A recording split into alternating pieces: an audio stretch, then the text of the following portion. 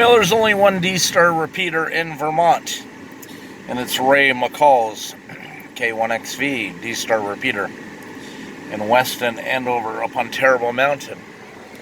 I'm on the Chester Ridge Road. Right there is Andover Ridge Road. Right back down there at the bottom of the valley is the town of Weston.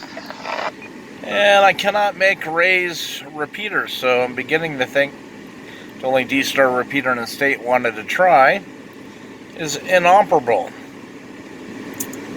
AA1PR. I drove up the road I thought was by his house. Well, I don't want to go to his house, but at least a mile from the house. I figured that would get me in range to key it up. Maybe because it was down on the bottom of the hill in the shadow of the repeater or something, but still doesn't key up, so I don't think the repeater's operational. So anyways, nice little trip. Encountered some heavy downpour.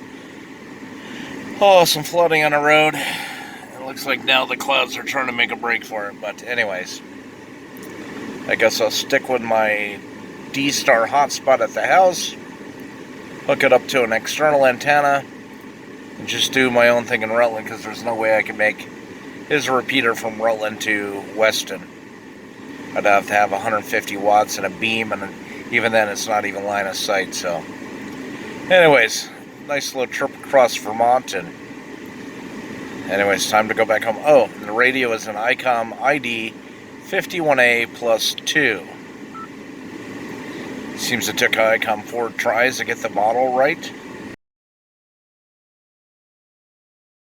Okay, I'm right down here by the Weston Fire Department, pulled over on the side of the road. So longhorn steers out there in the road. Look way up there on that ridge. Get my finger in the view. There's a little gray house. Last I knew, that was Ray's. I don't think I was really on top of his house, nor was it my intention to go to his house, but somewhere here in this vicinity within a mile or up on that ridge to get equal to it to key up his repeater. It's not keying up, so that tells me his repeater must be off the air.